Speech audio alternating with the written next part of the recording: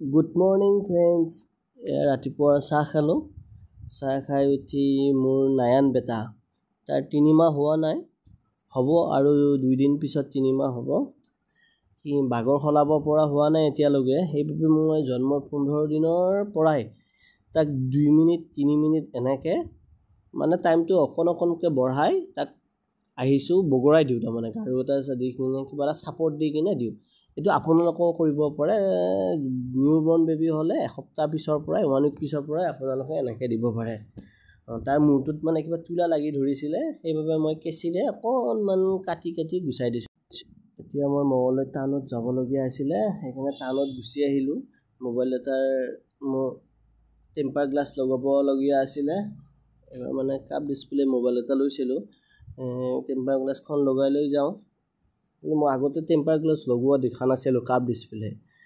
তাৰপিছত মই ভাবিছিলোঁ 200-300 ভিতৰত হ'ব বুলি, কিন্তু আহি কিনে দোকানত সুধি চালোঁ, দামটো অকণমান বেছি হয়। আপোনাৰ কাপ ডিছপ্লে এনেই এই ডিছপ্লেতকৈ কাপ ডিছপ্লে অলপ মোবাইলৰ দামটো বেছি হয়।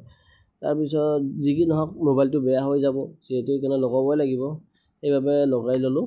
লগোৱাৰ প্ৰচেছটো আপোনালোককো এবাৰ দেখুৱাই দিওঁ। প্ৰচেছটো অকণ টেম্পাৰ লগোৱাতকৈ অলপ বেলেগ ধৰণৰ হয়, সেইবাবে মই ভাবিছোঁ আপোনালোককো এবাৰ দেখুৱাই দিওঁ।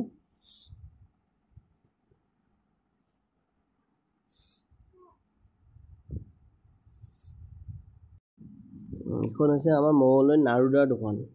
ইয়াতে যথেষ্ট কাষ্টমাৰ ভিৰ হৈ থাকে, আহিয়ে থাকে মোবাইলৰ কাৰণে। কাষ্টমাৰ মোবাইল হওক, টেম্পাৰ গ্লাছ, হেডফোন, যি লাগে আৰু মোবাইলৰ সামগ্ৰী, সকলো সামগ্ৰী ইয়াত পোৱা যায়। আৰু মানুহ আপোনালোকৰ EMI-টো ইয়াতে মোবাইল ল'ব পাৰিব। ইয়াৰে ষ্টাফকেইজনো বহুত ভাল হয়, বহুত ভালদৰে মানুহক ৰেচপণ্ড কৰে, কথা বতৰাবোৰ বহুত ভালদৰে পাতে। কিবা অসুবিধা থাকিলে ধুনীয়াকৈ বুজাই দিয়ে। আৰু দামবোৰো ইমান নধৰে, বেলেগ দোকানতকৈ দামবোৰ ইয়াত অলপ হ'লেও কমত পায়। টেম্পাৰখন লগোৱা হোৱাৰ পিছত এয়া আহিলোঁ। এয়া আছে মঙলদৈ মিনি ষ্টেট কলনী। এই ঠাইডোখৰ ইমান ধুনীয়া, ছাঁ, ইমান ধুনীয়া, বহুত গছ গছনি আছে, ইমান ধুনীয়া ঠাণ্ডা পৰি থাকে, বহুত গৰমতো ঠাণ্ডা পৰি থাকে। এইখিনি হৈছে 2 নম্বৰ ৱাৰ্ডত। মই মানে ইয়াতে কামৰ বাবে অলপ সুবিধাৰ কাৰণে মই ঘৰৰ পৰা আহি কিনে ইয়াতে ৰুম লৈছোঁ। এইটো হৈছে মোৰ ৰুমৰ বিল্ডিং। তাৰপিছত এয়া আহিলোঁ এতিয়া ৰুমত। ইমান গৰম দিছে, মানুহ এইবাৰ গৰমত তাকে ভাবিছোঁ কি হয়। এয়া নাৰায়ণ বেটা মোৰ শুই আছে। তাৰপিছত এয়া আহিলোঁ এতিয়া ৰুমত। আমি অকল 2জনে, ৱাইফ আৰু মই। তাকে আম কাটিলোঁ, আম লৈ আহিছিলোঁ, আম খাওঁ। খাই এতিয়া আৰু গৰমত থাকিব নোৱাৰে, ভাবিলোঁ ঠাণ্ডা পানী অকণমান খাই লওঁ। তাৰপিছত গাটো ধুব লাগিব, পানীখিনি খাই গা ধুই ল'লোঁ।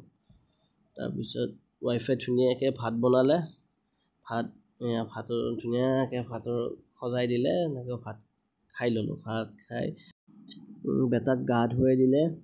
তাৰপিছত বেটাক উলিয়াই লৈ যাওঁ বুলি ভাবিছোঁ।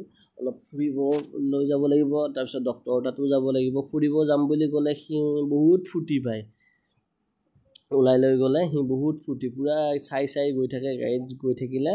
তাৰপিছত অলপ মানে বমি কৰি থাকে সি, তাৰমানে গৰমৰ কাৰণে হৈছে নেকি। তাৰপিছত সেইবাবে এটা ডক্টৰৰ ওচৰত উলিয়াই লৈ আহিলোঁ।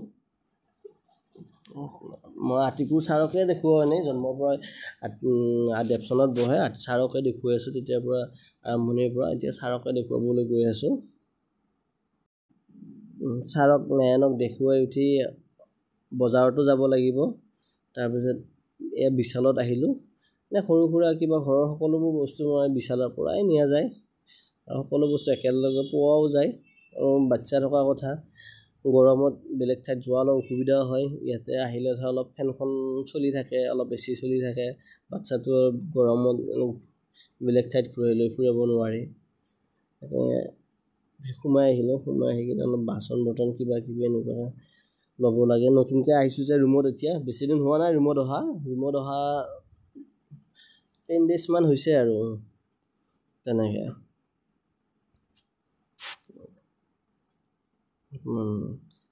এনেকৈ আহিলে নাৰায়ণে পূৰা ধুনীয়া চাই থাকে।